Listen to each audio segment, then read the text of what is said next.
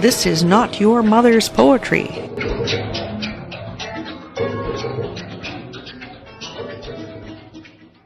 Here is one of the many poets that has appeared on the Lotus Land spoken word stage at the South Country Fair, Fort Macleod, Alberta. I think I keep the poems in my head. Maybe I keep them in some other place in my body. Where do you think they'd be if they weren't in your head? I think they're in different places. Oh yeah?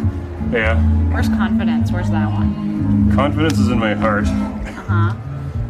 I think the one about running is somewhere in my bowels, or my bile ducts maybe, or something. Where's your weird vampire poem? My weird vampire poem? It's in my teeth. See, there you go.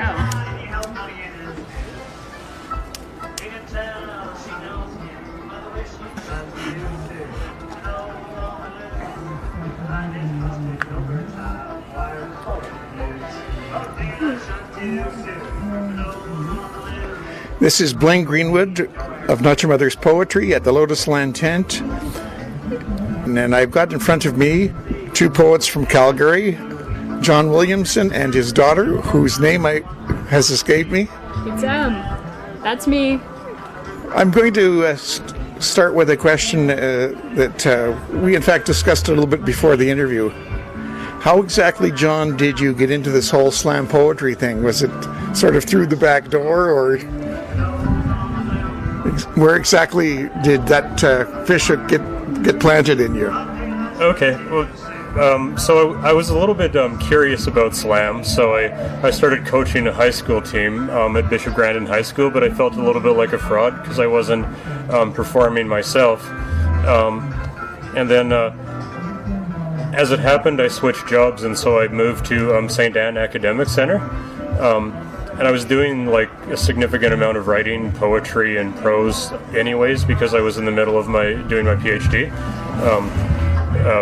Which I ended up writing as a detective novel, which was a little bit different. But anyhow, I met one of Calgary's kind of hidden treasures as a poet, Tyler B. Perry, when I was working at St. Anne, and I shared one of my poems with him, and he thought it was really good, and he thought that I should start performing my work and sharing it with a larger audience. And so I started, and my very first time I was terrified, and I did a poem for like 30 seconds, completely reading, eyes glued to the page so I didn't have to look at anybody, and got off the stage as fast as I could, but I hung in there, and just it got easier, and it became a lot of fun for me. So eventually I made the Calgary National Slam team to compete in Nationals in Peterborough on my third try this year, and it's become a big part of my life. Yeah, I think that comment you just made about the fact, the stick-to-itiveness, you're not the only one who went to the first open mic terrified of delivering your own stuff to the audience in front of you. What I've actually found with lots of open mics, though, is the audience is very accepting, a lot more accepting than you might believe before you get up at the mic. And how exactly did you get involved? Well, there was a lot of dragging from my dad to start with. I think what happened first was he brought me to a slam poetry workshop of sorts, and then after that he told me basically, hey, my school has a slam poetry team, you should come join us because you seem to have some talent. And I was like, but I don't go to your school, isn't that against the rules? And he was like, oh, probably. But then I did it anyway. So, and then it was kind of, at first it did kind of feel very much like it was something I was being like, oh, my dad's making me do this whole poetry thing. But eventually I ended up getting really into it, and like you said, it's a really accepting environment.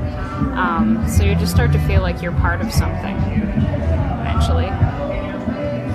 Next question for both of you.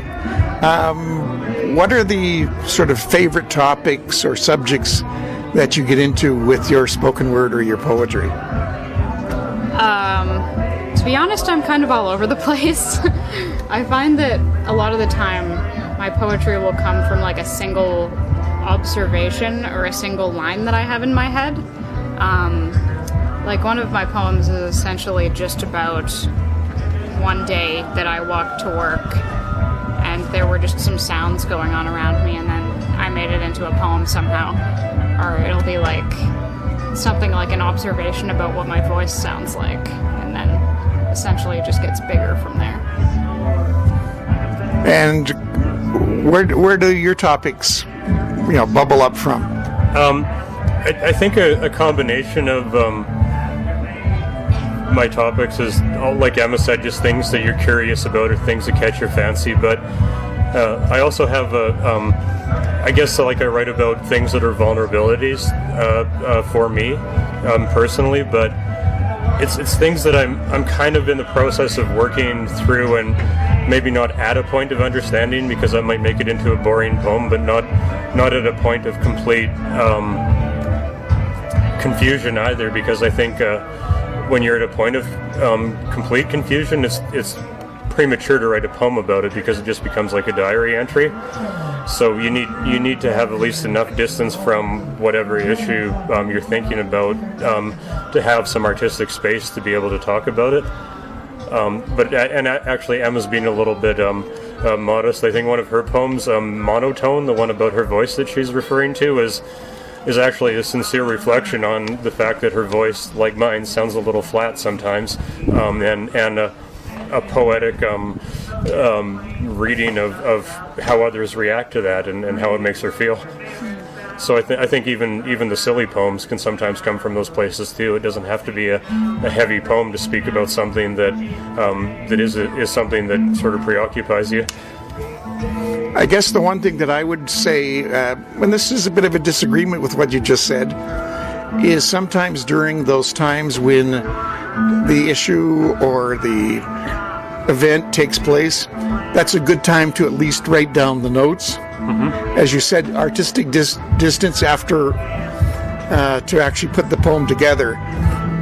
But I think a lot of us in the midst of the event go, this isn't a time to put anything to paper. Right. And I've actually used personal journals after that artistic distance has been there, mm-hmm. to go back and go, okay, what were the real feelings that were going on? Because artistic distance sometimes, at least in my estimation, puts you too far away from the emotion. That's kind of how I write, actually, is I will typically put something down the moment I have the thought. My poems it's partially because my poems are not often intensely emotional, but they are derived from things that I just kind of have whirling around in my head. So I feel like I do have to always put something down, otherwise I'll just kind of lose the feeling, if that makes sense. Who would you say, Em, are your the icons of spoken word, not just in Calgary, but that you might have heard elsewhere? Oh my goodness. I'm really bad at coming up with things like this on the spot, but I remember that when I first started slam poetry, the person who really, really inspired everything that I wrote was probably Taylor Malley, because his stuff was so comedic, and at that point I had no idea that poetry could make you laugh that much. So I've gotten into just all sorts of different types of poetry since then, but definitely in the beginning he was a huge inspiration. He really felt to me like somebody who broke the mold of like traditional poetry, if that makes sense. It was just so different.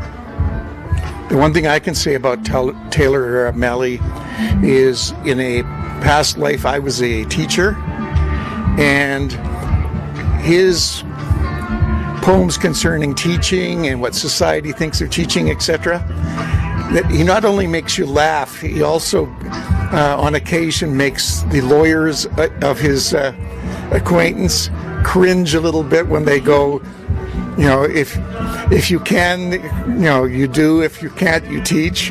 Yeah. As I said, the poems he delivers concerning that really put the literary knife in some people's sides, and on occasion that's what a poem needs to do. Yeah, absolutely. John, your political icon or your poetic icons? I think in terms of, like, I had some old people, like I was really into the Beats when I was in university. I'm still thinking about that a little bit because I'm kind of like, were they that good or was I just young? But so that was like an early influence. My dad was a big fan of Lawrence Ferlinghetti, so that was probably the first poet I learned about who wasn't the school poet I'd been taught. And then once I started getting into spoken word, I've been influenced by the spoken word artists on the Calgary scene. So like obviously Tyler Perry, but also like Cobra Collins and Aaron Dingle, Paul Finkelman, Wakefield Brewster, some of the people on the Calgary scene that I really looked up to what they could do when they were both writing and performing, and tried to find my own version of having that kind of expressiveness. The one thing I would say concerning that, and I really appreciate what the University of Lethbridge English classes are doing. They do the icons, but they've also invited a few of us who are writing poetry and doing spoken word in the city of Lethbridge to actually show up to the classes and to indicate to students, hey, you may live in Nobleford, Alberta. That doesn't mean you aren't capable of stuff equal to Allen Ginsberg if that's where your life path's going to take you. Exactly. I've seen that too in the youth poets Tyler and I and some other people are on the executive of Can You Hear Me Now, which is like the youth poetry team slam for all of Alberta, and we're trying to get more and more schools to join it because it's such a important thing for youth in Alberta, I think. And what I see out of these kids is so amazing already, and it's not even like it rivals things that they teach in textbooks. And then the other thing I think is if you're doing something that I would rather teach than my textbook already, where are you going to be when you're 30, you know? Where are you going to be when you're 46 like me?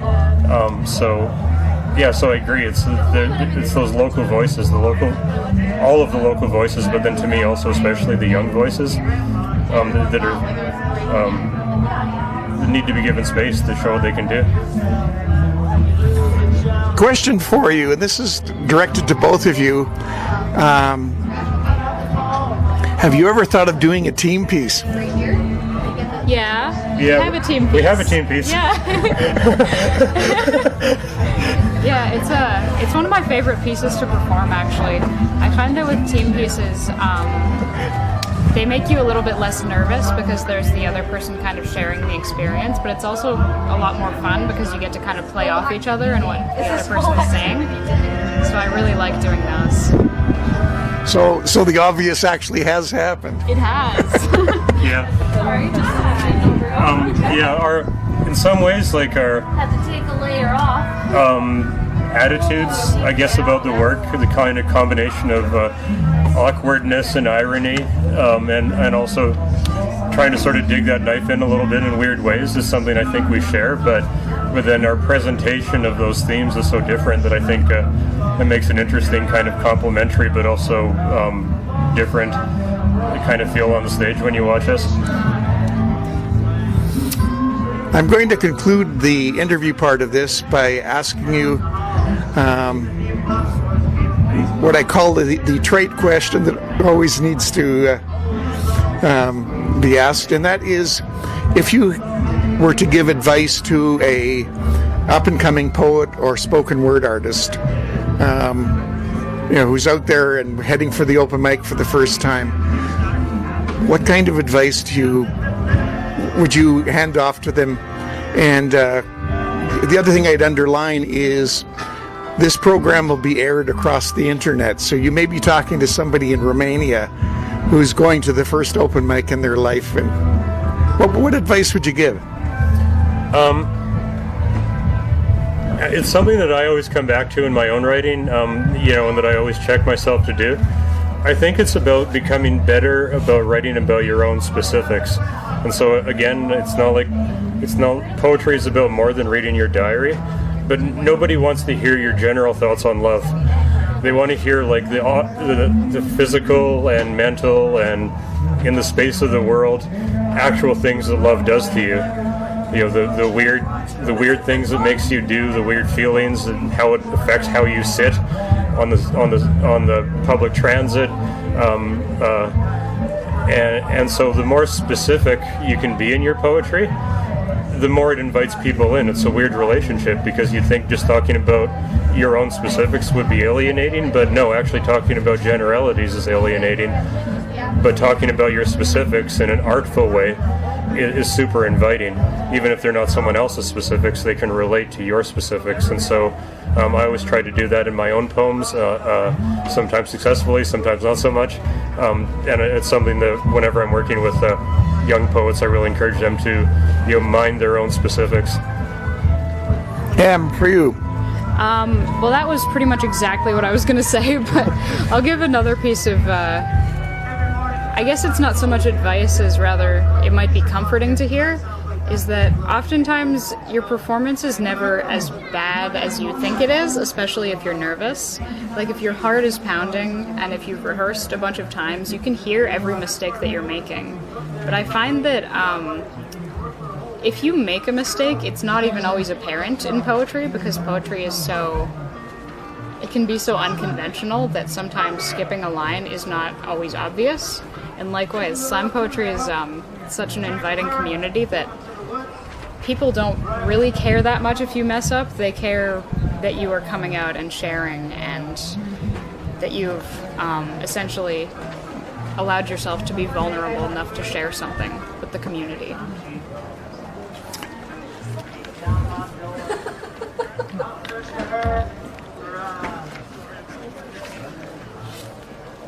I guess in the spirit of teacher poems, I can do a couple about the education system. The first one is, anyone who's in teaching probably knows this already, but the way disability coding works in Alberta is with this weird parallel system where you're not just using a disability diagnosis, but then it also gets assigned a number. So for example, a learning disability gets assigned the number 54. A behavior disability gets assigned the number 42 if it's severe. And then you also get these weird categories like medical disability, which could be like almost anything. And so I was reflecting on that, and those numbers are called codes. And then I also had some issues in school. I had probably what would now be called a learning disability that I got a diagnosis for back in the day when I was in school in the 70s. So I was reflecting on the coding system in Alberta, my own life experiences around that, and then also how we use the word code in general. And I came up with this poem that I just tried to like spin code, the idea of code in a variety of ways. So here it goes. Let me teach you about codes. My students have codes, special education codes, not colds, viral, pathological, easy to catch. Codes, easy to catch too, but more serious in their grim munificence. They linger long beyond school. Now when my daughter was little, my wife and I spoke in code around her for her protection from what was too intense. Now that she's bigger, she speaks in code with her friends, and their interference thwarts ours, and we're the baffled ones. Now maybe special education codes are meant like this too, to protect, euphemistically muting diagnoses. Trouble is, colleges don't speak these codes. If our students want the same help there they had in high school, they can't say they were coded. They need to learn to call themselves disabled. The system calls this self-advocacy. Now students with 54 codes have trouble decoding their words. A computer can be coded to read to them out loud, like the ancients did, the first silent reader, a witch or a devil. Now code 42s have trouble with the code of conduct, and the code of conduct has trouble with them, if you know what I mean. Like musicians that can be conducted, or circuits that conduct too much current. A code 44, medically disabled, could have autism, trouble with social codes, or leukemia, cellular codes gone wild to deadly effect. An IQ test is a coding task, which means copying, which you're not supposed to do in school except off the blackboard, which is a sign of intelligence. And from what I'm told, thanks Mum, if they had them back in 1978, I would have had a code in school too. You see, I was so clumsy that I was tested and found wanting in visual motor integration, or as the shrink called it, mild brain damage. And then as Mum sobbed, he shrugged and said there wasn't much to be done, but maybe I'd outgrow the worst. And it was true. I couldn't write neatly, count little dots, or play sports very well, and these were valued codes in school, so I wasn't popular. But sometimes Mum recopied the stories I wrote, and teachers read them to the class, and no one could believe it. And then I got bigger, not much but enough, and I learned I was better at contact sports, with their own codes of violence. So I guess it all kind of worked out in the end, but not before I got the feeling that I was the only one in the room who didn't know the code, and that feeling has never quite left me, but maybe that feeling could be coded as normal. Would I have been better off if there were codes when I was a kid? Now that's a code I'll never crack. But one thing I can tell you is last year the Alberta government was going to get rid of codes. Action on Inclusion, the new policy, the new sheriff, the new black, said codes were too medical, too negative and exclusionary, so codes' days were numbered.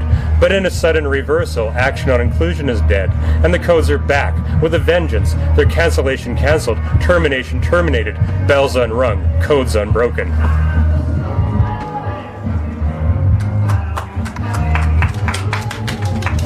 Thank you. We can maybe do our team one too. Oh yeah, let's do that. Okay. Yeah, so I guess actually I won't do another school one. On the subject of vulnerability, several of my family members, including my mom, have Alzheimer's. And then the other weird thing that happens when you're in your 40s is that you suddenly start to like have less of a memory anyways, right? Like I used to really know the movie trivia. I could like rattle off who directed things immediately, and it wasn't a problem. And remember words like nobody's business, and I can't do that as easily anymore. And so you wonder if that's just part of the natural progression, or if it's part of maybe eventually being more vulnerable to getting this thing. And so this is basically, it's not real cheery, it's kind of a nightmare poem, but I try to put some humor even in my darker work, so there's that side of it too.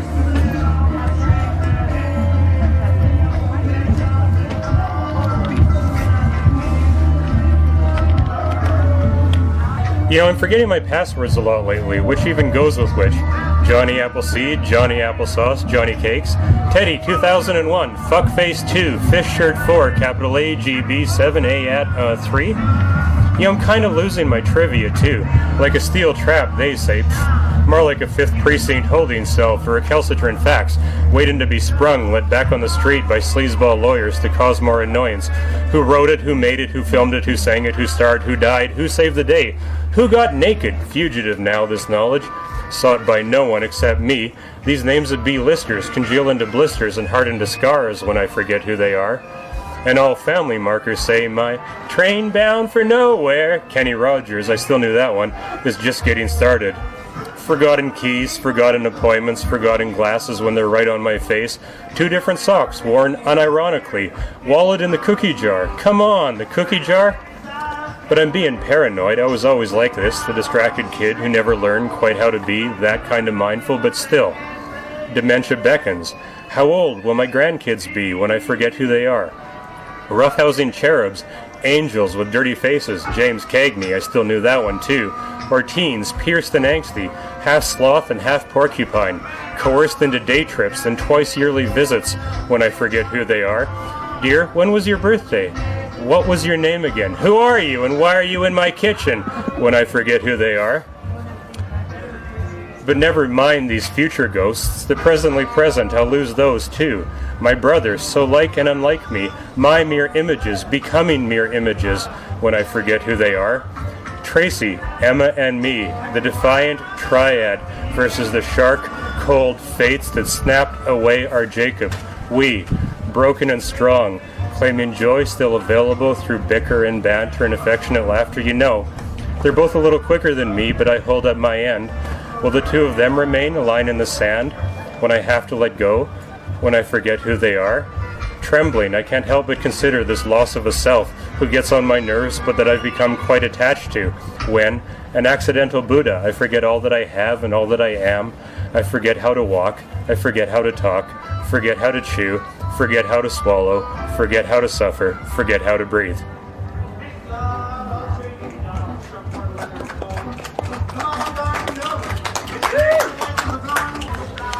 So this one is probably my current favorite of the poems I've written. It's something I like to refer to as a manifesto to imperfection.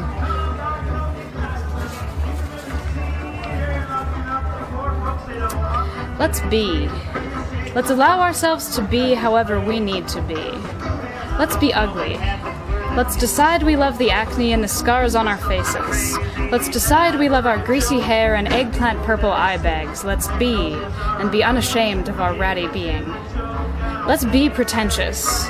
Let's revel in our shitty garage bands and pretend our home movie art films are grainy on purpose. Let's make art for art's sake and write novels that aren't for any sensible audience.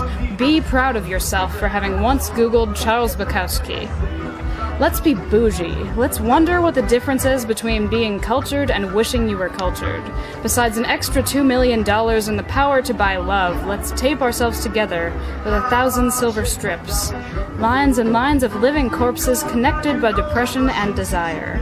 Let's forget the walls between us as we stand on soapboxes and raise our voices to the sky in imagined jubilation. Let's be. Let's forget our own names until every household knows them. Let's watch the black hole skyline and be inexorable. Let's be obsessed and throw away our humanity to join the God choir. Let's forget the fundamentals and embrace art garbage. Be unafraid to mix red and green and cover a canvas in your swamp water paint, child. Pepper your mind with thievery because true artists don't borrow. Create a meaningless replica of La Primavera, but give everyone a mustache and pretend you're making a point. Be an artist, and be all the more artful the more your talent is denied. For you must be like the ravens, and remember those who wrong you. Spread your harbinger wings and assemble. Create black feather canvases across the cruel cerulean sky and shriek, croak, caw. Your vengeance against the unpoetic must be heard even if it will not be appreciated. Be cosmic. Be a devourer of universes, and funnel the greatest the aliens have to offer into your ravenous maw. Absorb planets, stars, and supernovas and hold unbridled chaotic potential in your belly. Be disastrous and agitate all that surrounds you, but at the same time, be soft. Be weak. Be not afraid when the touch of others flakes off your skin or their words cause static tremors in your mind. Be human even when you feel you should not. And remember that all things, including being itself, are relative. So to those whose beings still wander, forget yourselves, and don't be something. Just be.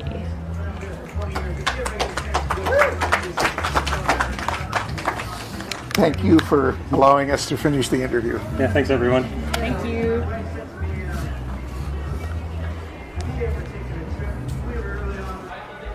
It's called Angst Body Spray. Angst Body Spray. Angst body spray. Angst Body Spray. It smells like fear. It helps you moisturize, tense sweat and salty tears. Stay hydrated, champ. And speaking of champ, it's not just for the faint of heart. All you self-appointed winners can spray it on too, if you want to fit in with your more intelligent friends who know the real score. It will rewire you. The pleasant tingle of the devil's hands clawing at your skin, opening your pores and releasing the ooze, the odor indescribably foul. Body by Angst. Angst Foundation. It only comes in one shade. Killer coverage, but not enough to cover up the pain. Angst cocktails, a fusion of feelings with a lemony twist, as your guts twist and twist and twist. Angst body spray. Angst Body Spray. Angst body spray. It smells like fear. Angst condoms. Enough said. Angst mattresses, guaranteed to offer 20 minutes of trembling respite every night. Waking up, vision hazy, neck so kinked it's a Picasso. Angst shoes, every step uncertain. A journey of 1,000 indecisions and it digs into your ankle. A new ingrown toenail every day. Angst body spray. Angst body spray. Angst body spray. It smells like fear. Angst automotive, disturbing vibrations, mysterious sounds, and the scent of something burning. Traffic so chaotic you just want to crash already. Angst careers. You're not unemployed, you're an entrepreneur of nothingness. Angst relationships, just want to know where I stand. How about on one toe on a 3-wheeled skateboard during an earthquake? Angst body spray. Angst body spray. Angst body spray. It smells like fear. Angst politics, Trump boom bigly. Angst gender. Angst orientation. Doesn't matter who you are. Stay in this lane and enjoy the hanging scent of eternal fear. Angst body spray. Angst body spray. Angst body spray. It smells like fear.